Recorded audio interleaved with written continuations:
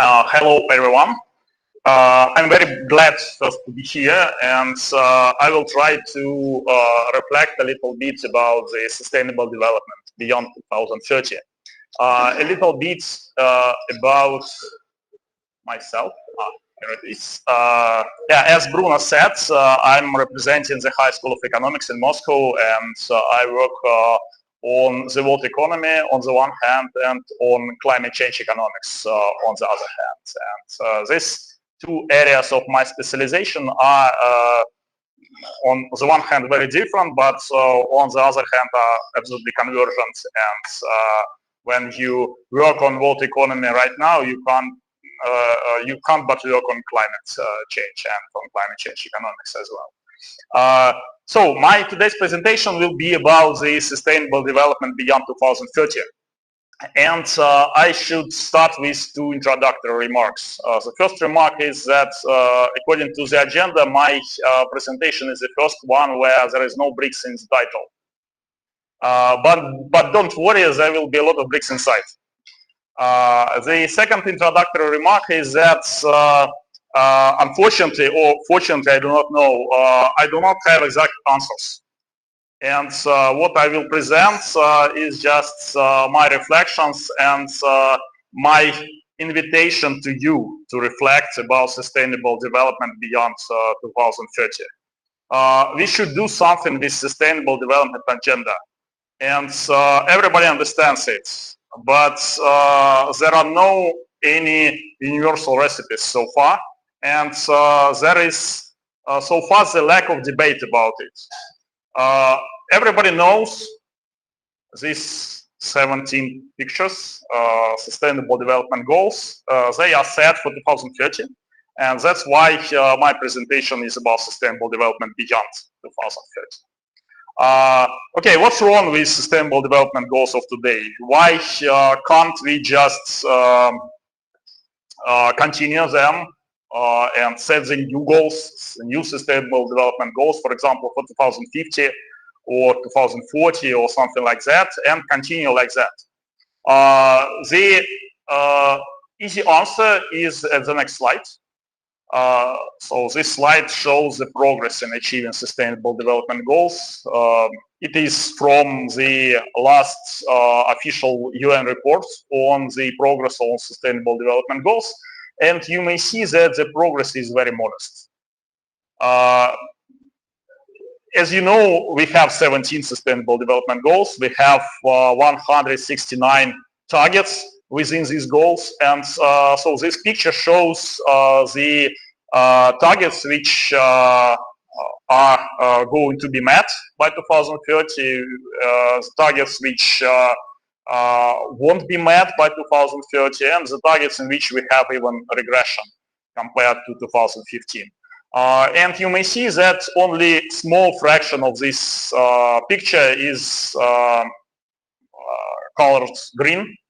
So we are in track on fulfilling the targets only for a small share of targets. For some goals, like the goal number 1, no poverty, like peace and security, the goal number 16, the goal number 5 and the goal number 6, we have nearly no progress at all. Some people may say that, well, we live in bad times. So we had coronavirus, we had the military conflicts in some parts of the world, and that is the reason why we are not so successful in achieving these goals. But in next decades, we will live in the more beautiful world, and that's why probably for the next decades we will be more successful. I don't think that this position is correct. First of all, because there was no real success in achieving sustainable development goals even before coronavirus. And for most of the targets, the progress was more or less the same even before 2020, 2021. Of course, coronavirus hit the global economy, and probably we lost a couple of years in our track of achieving sustainable development goals, but these couple of years, they won't solve the problem anyway. So the problem is more fundamental. Moreover, we may consider the predecessor of Sustainable Development Goals, Millennium Development Goals. Millennium Development Goals, which were set in 2000, in the year 2000 by 2015, and they were more modest. They only consist of 9 goals instead of 15. They also had a lot of indicators. They also have a lot of targets, much less than 169 as Sustainable Development Goals, but still. And in the table, in this slide, you may see the progress of achieving Millennium Development Goals. So those goals, targets actually, which are colored red, they were not fulfilled. Those which were colored green, they were fulfilled. Moreover, I should say that even those targets, like 6 of them, which were fulfilled by 2015, they were fulfilled first of all because of China. So if we exclude China from the sample of countries, we will see that no one targets which were set within the Millennium Development Goals was not fulfilled by 2015. So it is not the problem of Sustainable Development Goals only. It is the problem of the whole approach. This whole approach is probably like an utopia. So we set some goals for everything good and believe that in some magical manner they will be fulfilled. Unfortunately, it does not work like that. Actually, Sustainable Development Goals were invented from the very beginning and launched as an attempt to compensate for failures of the global capitalism and the failures of the current economic growth model. There are a lot of failures, but still we believe, or at least most of us believed earlier, that global capitalism and the current model of economic growth is still good. And so we all become better off because of that. But at the same time, this current model of economic growth, it provides some negative outcomes as well. And our task within Sustainable Development Goals, and not only, for example, at the corporate level, the same role belongs to ESG principles. So our goal is to compensate these failures, to compensate these negative outcomes, while not changing the essence, the current economic growth model. So this was an idea. And what are these negative outcomes? There are many of them actually, but I will cover only 3 of them because of the lack of time and because they are the most important. The first is inequality, rising inequality, both nationally and internationally. Just 2 pictures to illustrate this point. The left side picture is about inequality in one particular economy, the United States. You may see that from 1970 to our days, only 1 quintile of population actually increased its share in the national income. It is the richest quintile of population. The share of all the other 4 quintiles of population, it's decreased actually compared to 1970. The same picture is not only in the United States. We have the same story in many European countries. We have more or less the same story with its own specifics in many emerging economies as well. The inequality is rising, and what is even more important, the inequality becomes a part of the political agenda. It becomes politicized. Probably the United States again is the best illustration here because the rise in inequality since, especially for the last 15 years, it's increased to the rise in political polarization. It's led to the rise of populism. It's led to the increase of protectionism and so on and so forth. But more or less the same story, it happens in many other economies. Again, the United States here is probably the best, the most illustrative example, but not the only one. The problem of inequality and politicization of inequality is aggravated by the problem of the rising irrelevance of the current systems of welfare state. Probably the best illustration here is Germany, where the Prime Minister of Germany just a couple of days ago said that welfare state in Germany, it doesn't work anymore. It has a lot of reasons.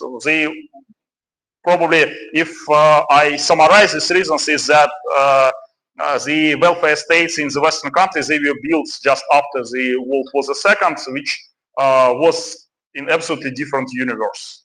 There were absolutely other demographic trends, there were absolutely other trends of inequality, and so on. So this system that was relevant for the 1950s, 1960s, they do not work well for 2020s.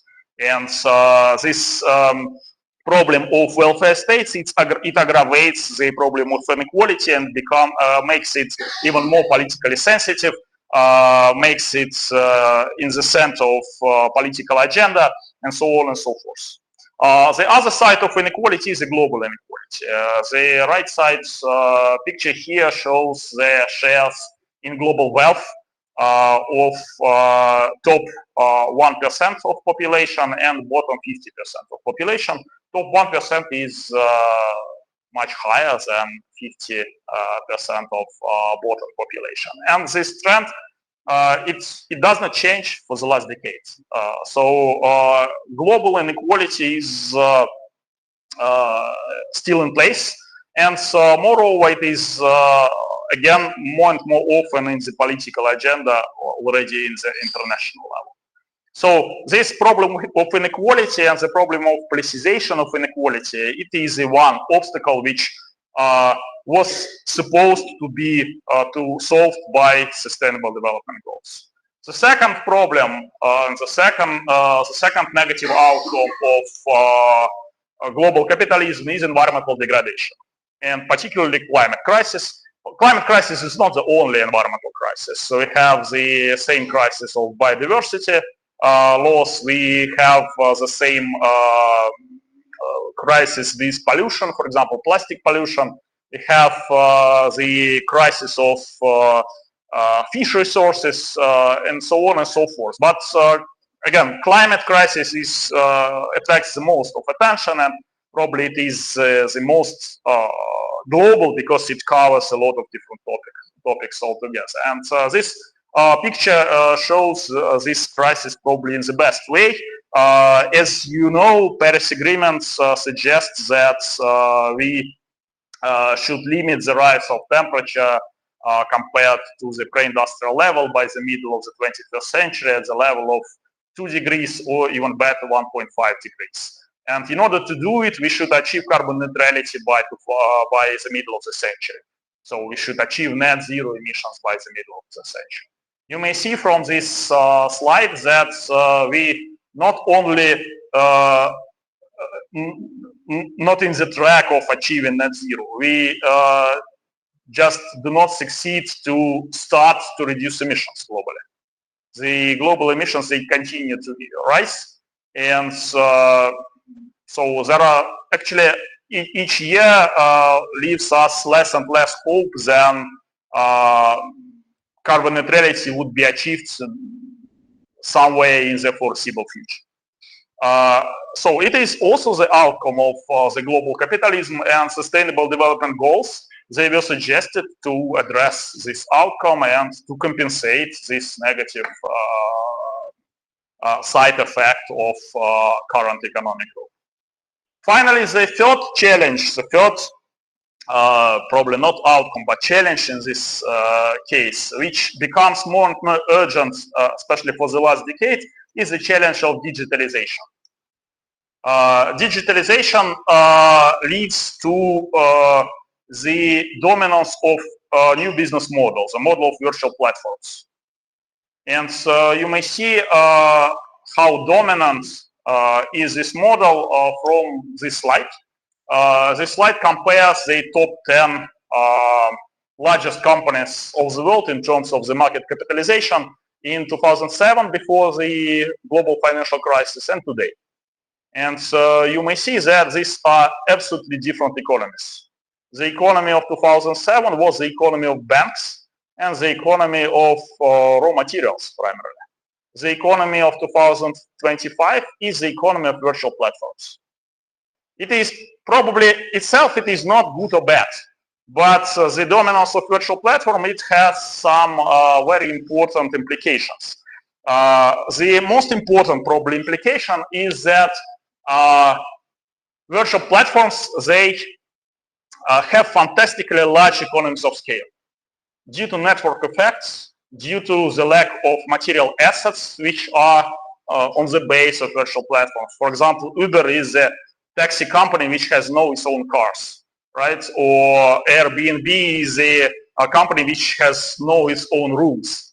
That's why this virtual model is very scalable, and it is based on network effects. So the more drivers are in Uber, the more attractive Uber becomes for clients. The more clients are in Uber, the more attractive it becomes for drivers. And here we have self-enforcement, and this self-enforcement leads to the rising economies from scale. But the economies from scale creates the barriers for the entrance of newcomers.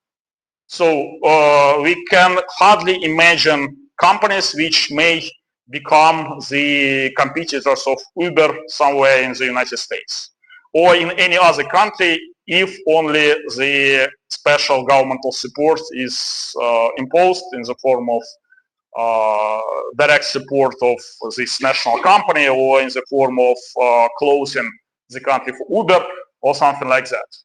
We can hardly imagine the entrance of some competitors of Amazon to the US market, just because the economies of scale is a huge barrier for these newcomers. And the huge economies from scale, which I mentioned, leads actually to monopolization of virtual platforms. And it leads to the appearance of new type of global capitalists like Jeff Bezos or Mark Zuckerberg, which are actually oligarchs. Oligarchs in the sense that their incomes, they come not from profit, their incomes come from rent. They have access to the virtual platforms, which are absolutely necessary for our everyday economic activity and for everyday economic activity of the country. They have the access to the control to these platforms, and this is from where their money comes from. So in this sense, they are not. They have no difference with oligarchs from Russia, which have access to natural resources, and this is a source of their incomes and source of their huge wealth. So digitalization and virtual platforms, which become the dominant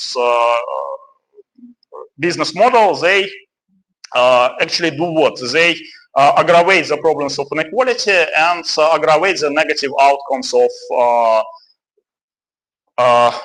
current economic growth model. So these are only three challenges of global capitalism which I wanted to mention. Again, there are many, many others, but I have no time to cover them as well. But even these three challenges, they are sufficient to speak about the crisis of capitalism. And this crisis, the crisis of capitalism is being discussed for the last decade at least, and is discussed at absolutely different platforms. For example, here you may see the cover of the latest report of Club of Rome, which was always anti-capitalists, but at the same time you may see the headline from the interview of Emmanuel Macron, which has never been the anti-capitalism and which is considered as one of the most liberal leaders of the world. Or you may see another headline from the summit of Davos. Davos is actually the club of billionaires, but they start to discuss how to transform capitalism because capitalism is in crisis. So I'm going back to the question I said in the very beginning. What should we do with sustainable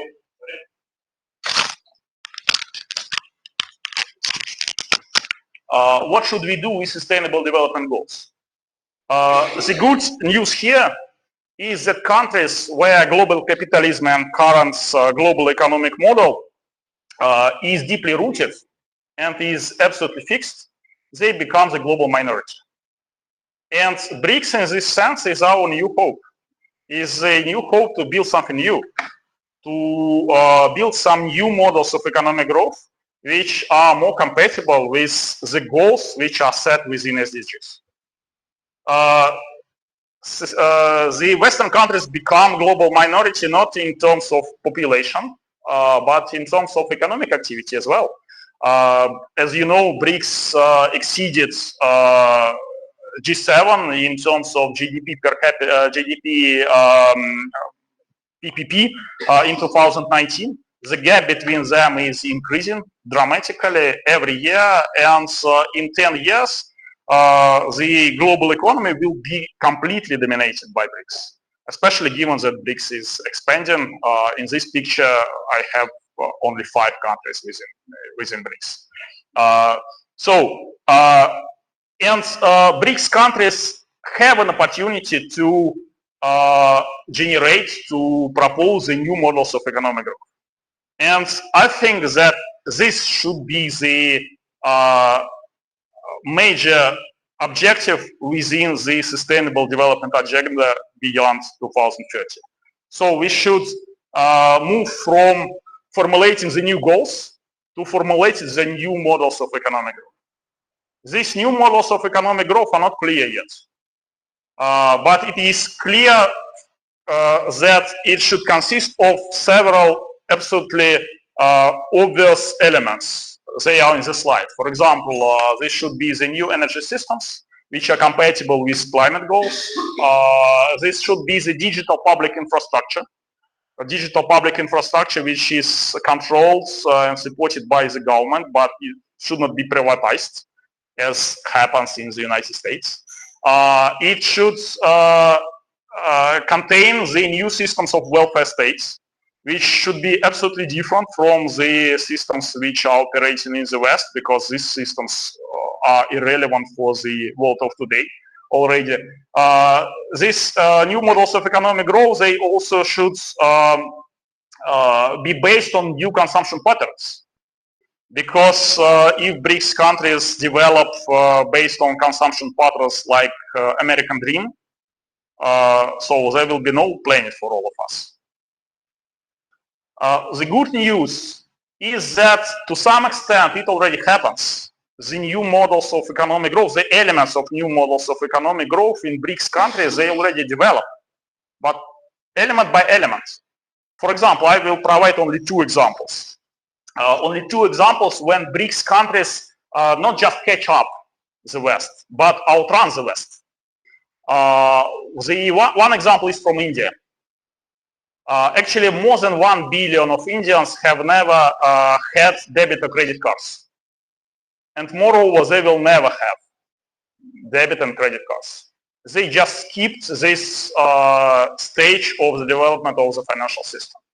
You may see that the transactions with UPI, which are shown by this line, they exceeded already with a huge gap the transaction with Visa and MasterCard credit and debit cards, because they are just more comfortable. And digital payments, which were developed in India from zero, they become more comfortable than credit and debit cards, which are still dominant in the West and in Russia, by the way, as well. And in the West, they are still dominant. Why? Because they were created like several decades ago, and it is very difficult to change the inertia, to overcome the inertia of the whole system. In India, it is done because the new system is being built from zero. Another example is from green development and clean technologies. Already 17% of the countries of Global South already exceed the Global North in terms of the share of renewables and electricity generation. And this share, now it is 17%, it increases several percentage points every year. Moreover, 21% of the countries of Global South already exceed the Global North in terms of the share of electricity in global primary energy supply, which is crucial for such sectors as transport, heat, and other sectors which are traditionally outside of electrification and which are difficult to be nourished by renewables. So these changes which happen in the countries of Global South are very, very quick. And the advantage is that the new systems, in this case new energy systems, they are being built from zero and they do not need to pass all the trajectory and all the way that the Western countries passed for decades or in some cases even for centuries. This was a good news for the building some new economic models. Of course, there are also bad news. The bad news is that all this requires a lot of investment. And this requires investment to the environment and to the clean tech. This requires investment to infrastructure, for example, digital public infrastructure or energy infrastructure. This requires investment to the social systems and social development. This requires investment to the human itself, for example, to education, because education in the new models of economic growth, it also should be different from the like existing models of education, and so on and so forth. All this requires money. And this was the crucial question within the current system of SDGs. So SDGs themselves, Sustainable Development Goals themselves, they are all good. So nobody argues against them. But the question is who finances them, right? And the same question stays here as well. So I have no answer, easy answer to this question. But what I'm absolutely sure in is that in order to provide sufficient investments to these new models of economic growth, we need the reform of global financial system. And we need the new global financial architecture. These reforms, I suggest that they will be discussed very actively in this room, other rooms in coming days. But the directions of these reforms are in this slide. All of them are debatable, but the general direction is clear. So this should include the reforms of multilateral financial institutions, including more representation of the Global South in decision making, including the new mandate for financing sustainable development, including the shift from public to blended and private finance in like financing sustainable development projects. This reform should also include the overcoming of the dependency on the dollar and the dollar rent. Actually, right now, $1 trillion comes to US from all over the world, from all the countries altogether, in the form of direct investment, in the form of portfolio investment, in the form of purchases of the American debt, in all the possible forms, $1 trillion a year. It means that this $1 trillion a year, which is actually the rents of the United States from dollar as a global system, as a global currency, it doesn't come to the developing countries, and this $1 trillion, they do not come to sustainable development related projects. So if we not overcome this dollar rent, it would be very difficult to attract sufficient finance to sustainable development. How can it be done? Like through payments in national currencies, through linking national systems of digital payments. It is one of the failures within BRICS as well, in my opinion, that different systems of digital payments in different countries, in India, in Russia, in China, all we have our own systems of digital payments. They are not linked to each other. Like through diversification of currency reserves, through central bank digital currencies, of course, which may be a good alternatives, at least in payments, to dollar system. Through the development finance in national currencies as well, and so on and so forth. I won't discuss all these issues in detail because of the lack of time. I want just to say that the BRICS New Development Bank may be a polygon for experiments in this field. The New Development Bank should not be like the alternative to the World Bank or something like that. It has no capacity for that. New Development Bank is 100 times smaller than the World Bank. And it can't be any alternative at all. What it can do is to provide the new experiments and to provide the new experimental form of the development finance, which can't be provided by the World Bank because it is not flexible, it is bureaucratized, it is controlled by the West for many, many different reasons. But the New Development Bank, it is much more flexible and it should be much more oriented to something new. What is new? Some, for example, development finance in national currencies. For example, the systems of currency swaps. For example, a cooperation with national development banks and national development agencies to decrease risks. And many, many other issues. Russia, during its chairmanship in BRICS last year, provided the idea of investment platform within the New Development Bank. It is a complicated platform to develop, to finance sustainable development projects all over the world. The details, all the details are not clear yet, but what we should do is to move to this direction. Again, the details are debatable and there are no ready recipes here as everywhere in the topics that I raised, but we should move to this direction. Finally, some main conclusions. Sustainable development goals were an attempt to compensate the failures of the global capitalism. In the current form, sustainable development goals is a kind of utopia. The challenges that global capitalism faces nowadays are so large that they can't be compensated by some new goals. And it doesn't make sense to just reproduce the same model after 2030. Instead of compensation of failures of capitalism, we should transform capitalism itself. We can't do it globally, but we can do it at least within our community. We can do it within our countries, and BRICS here is, of course, the best possible option.